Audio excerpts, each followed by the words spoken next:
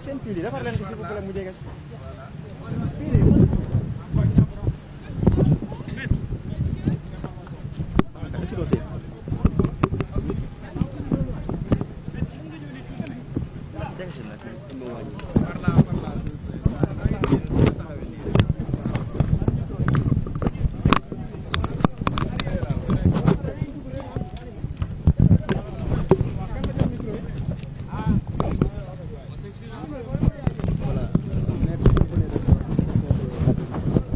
Bon,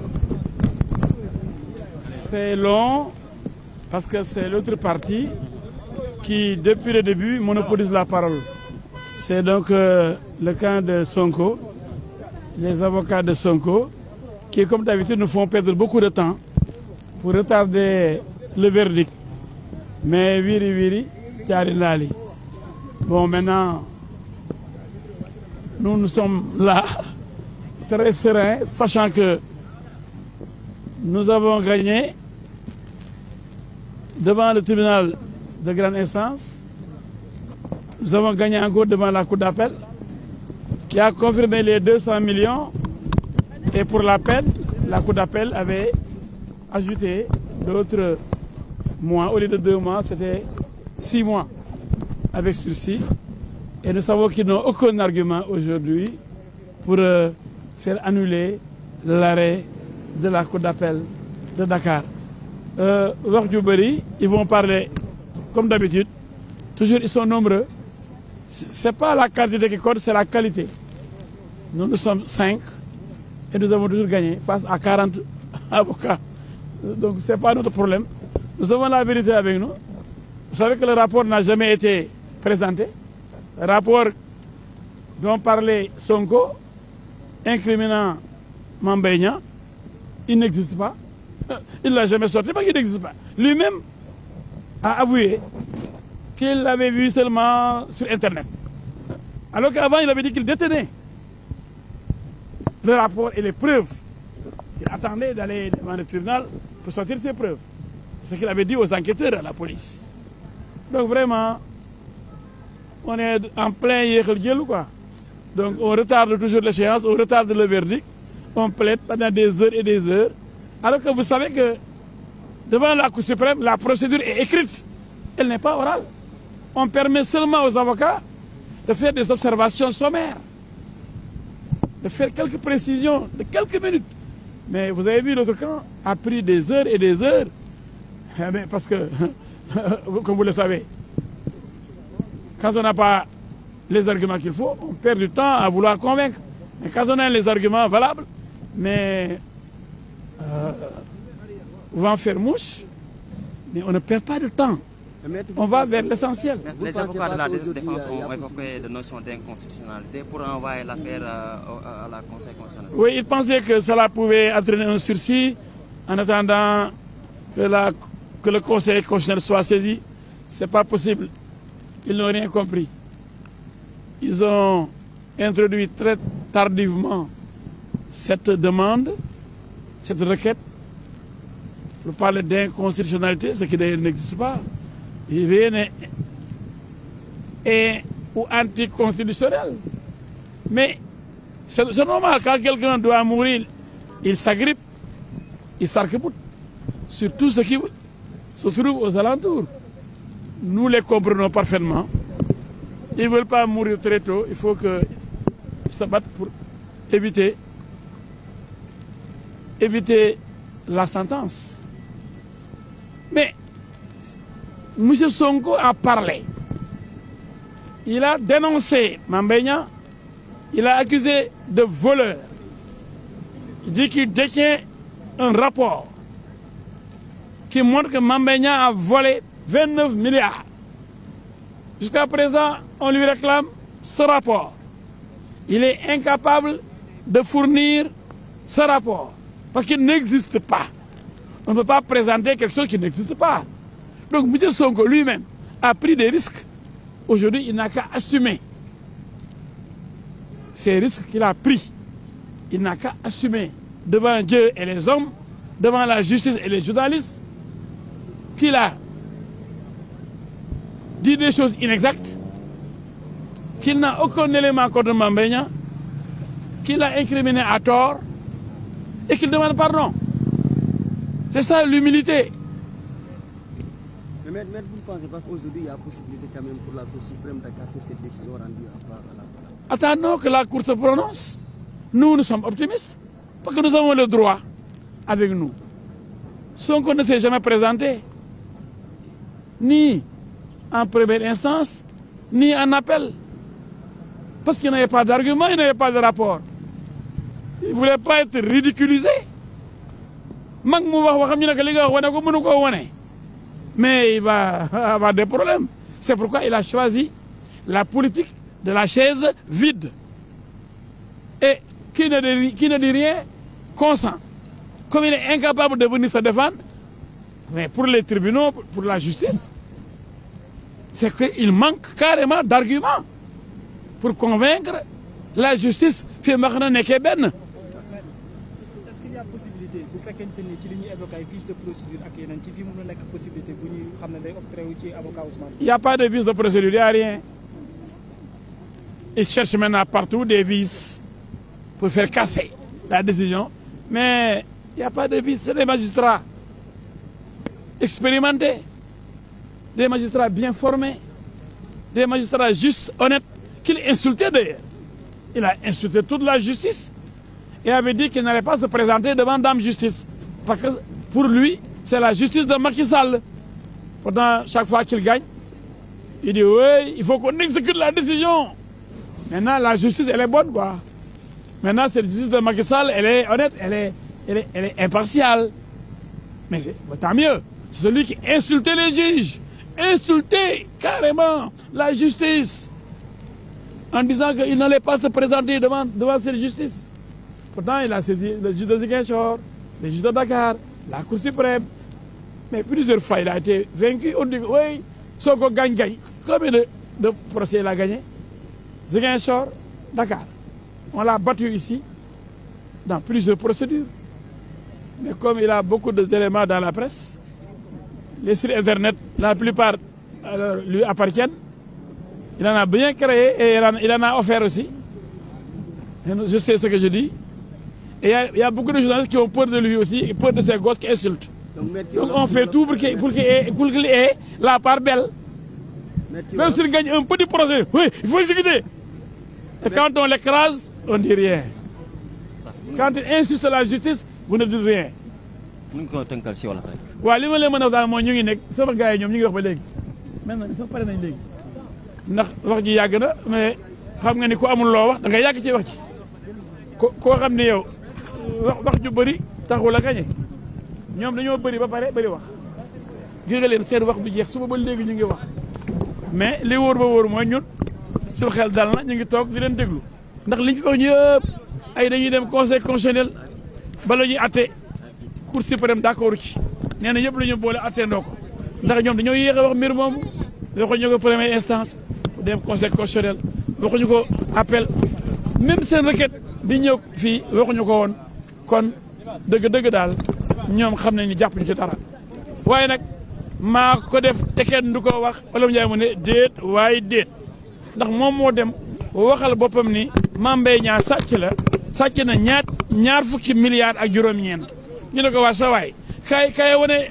Mame Mbaye Niang sàcc xaalis bi sa waay moom daa di ñëw ni tribunal la ko indi te tribunal ñëw nañ indi bu fa dara dafa daw la tribunal bu njëkk bi daw tribunal bi ci topp tey mu ñëw fii lan la mën a wax fi dara kon ñun suñu wax du bëri na ngeen bàyyi ñu wax ñoom ba géex ba sonn ñun ñoo ñor suñu ñaari moo ndax comme ni ngeen ko xamee Cour suprême du lu ñuy wax bind la procédure est écrite mooy lu ñuy bind la li ñuy bind nag boo ñëwee da nga ciy wax ñaari baat rek pour rek bu amee looy préciser waaye boo naree wax xoolal 10 heures ba ban heure moo jot 10 heures ba 15 heures ba 15 heures 40 ñoom ñooy wax ñaata heure loolu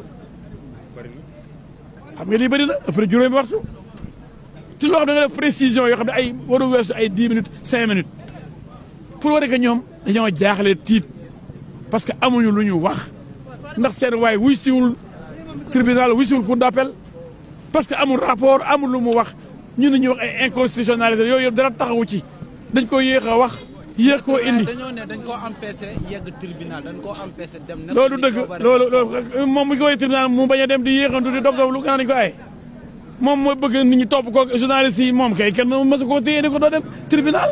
tey lan la ñu war a mën a jàpp ci. yéen daal lu Sonko wax dëgg la quoi mais yéen a fi woon yéen a fi woon bi Sonko taxawee di yéexantu di tamambaalu chaque fois ñu oo ko moom mooy indi problème bu ànd ak booy yi pour ñu ba lacrymogène di tàkk yooyu lay bëgg.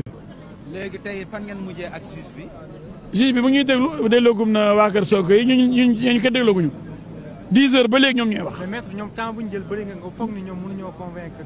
waaye au contraire dañuy merloo juge yi juge bu la wax bindal nga bind. dama ne la devant la Cour dañuy bind kenn du wax bi pour bu amee précision yoo def la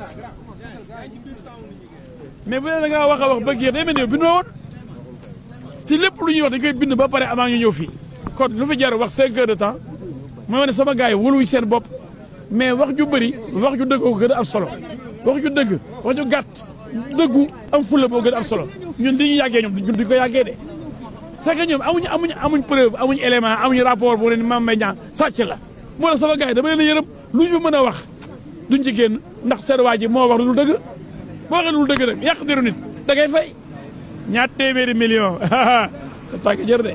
mais yaakaar nga ni maître yaakaar nga ni procédure bi amul ay temps de vie yoo xam ni tey jii war na mën a tax Cour suprême. procédure bi ay mécanicien ak ay menuisier attewuñ ko ay chauffeur ak ay yeneen attewuñ ko ay magistrat yu jàng xam nañu liggéey ñoo ko atte du journaliste ñoo jàngal magistrat yi seen liggéey du avocat yi ñoo jàngal magistrat yi seen liggéey magistrat yu am maanaa am xam-xam jàng ba ne ar ñoo atte kii atte daw ñëwul liñ ko laaj ci këyit rapport amu ko ban bis bu mën a am ñëwal bëre nga ne bëre woo te yaa jël avance. ñoom exception d'inconstitutionnalité bu ñuy wax boobu. sëñ bi nag. exception d'inconstitutionnalité. ay yow dof yi ngay wax. la nga tàmm loolu. man de doon allez-y yow bu leen wax ak ñii waaye wax leen ak nit ñi. allez-y ci wàllu exception d'inconstitutionnalité bi nga xam ne ñoom ñu ngi koy wax tamit. waaw xam nga rek ñoom ni ñu mel rek comme waa yooyu di wax fii léegi rek ñoom daal saaga ak tooñ loolu nag tooñ seen waa ji dafa tooñ ñu duma ko du mu ci kaso bi ku tooñul doo dem kaso ku tooñul doo dem kaso nañ dëkkoo tooñ rek ak saaga boo di leen duma tout le temps ndax réew mi may ñu kenn ngay saaga nit ñi ak di jaay réewande ci kaw nit ñi ku fi jaay réewande ñu rëq sa ndigg billahi ku fi ñëw di jaay réewande di nga xam ne réew mi la mën état bi la mën dañ lay duma dañuy jaay man ko lu ñu ma jaay ma jënd ko man faalewu ma leen ma di yëgal nag ni benn bis amu ci ak juge dañu am xam-xam atte bu jaar yoon léegi nag dañuy manipuler presse bi parce que dañu am presse jëpp dañu bëri le xam ngeen Sonko moom presse bi daanaka dafa am site internet yu bëri am télé yoo xam ne moo leen di fay moo leen moom wala ñu ko jàppale ci liggéey bi mu ñun faalewuñ loolu dëgg mooy ñun benn journal doy nañu wala benn télé ak benn avocat ñoom junniy avocat junniy télé junniy site pour lu Sonko wax ñu dëggal ko te du wax dëgg saa wàcc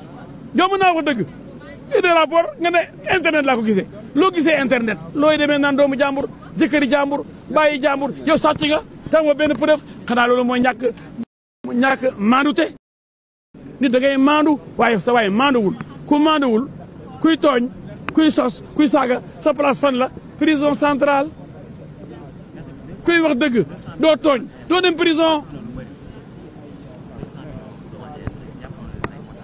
ah 200 millions dafa tuuti fen wu rëy wu jox 29 milliards ñaar fukki milliards ak juróom-ñett fen wu rëy dañ ko waroon a fay Mame Mbaye Niang lu toll ni 29 milliards moom it ndax dañ ne ko da ngaa sàcc yow ngay jëkkëri jàmbur di doomu jàmbur di bàyyi jàmbur di responsable politique jàmbur di ministre jàmbur benn waay benn samba boo jógee fee ni la da ngaa sàcc ñaar fukki milliards ak juróom-ñeent kooku kay bu laajee ndàmpaay war nañ ko jox ñaar fukki milliards ak juróom-ñeent yi nga ko accusé te amul sos bi moo rëy fen bi moo rëy yàq der bi moo metti 200 millions mënu raxas der ku yàq gor ku yàq deram.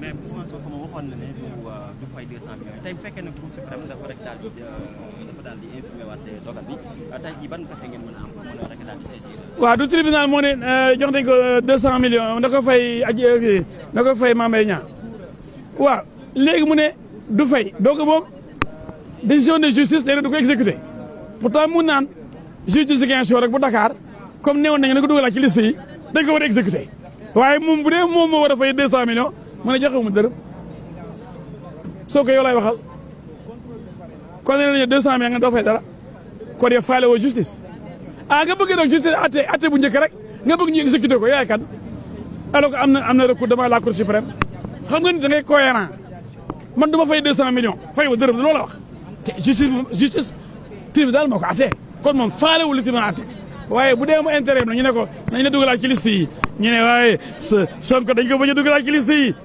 justice bi décidé na ñu bañ alors que justice bi pareegul la preuve ñu ngi nii Cour suprême waaw kii kan la yem yow buñ la waxee fay 200 millions nga ne maa lang fayu ma te pourtant juge moo ko wax bu ñëwee nañu dugalaat ci liste électorale yi nga ne nañ ma dugal waaye maa ngi nii bëgg ñu dugal ma état bi moo bañ te pourtant tribunal aussi moo wax loolu waaye gars yi yéen la waxal xoolee loolu waaye bu ñu ko condamné mu ne moo bañ du fay mais bu amee benn jugement bu ndaw bu mu gagné Ziguinchor wala Dakar nga xam ne jugement boobu day dem Cour suprême baaxagul mën nañ koo dindi tey jii nii tey wala suba wala ginnaaw suba waaw kon pourquoi mu ne nañ appliquer li ñu décidé mais bu dee moom la ñu wax dañ condamné nañ ko dafa fay 200 millions mu ne maa bañ dërëm du ma ko joxe waaw kooku xanaa moom heure bu ko neexee mu nangu justice heure bu ko neexee mu bañ justice kooku de mooy Sonko.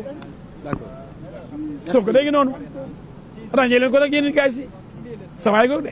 d'accord merci maître ñu ngi jaajëfal ko moom maître El Hadji Diouf Waly bokk ci avocat yi nga xam ni dañuy la yool kii lee nga xam ni moom moo di Mame Mbaye Niang.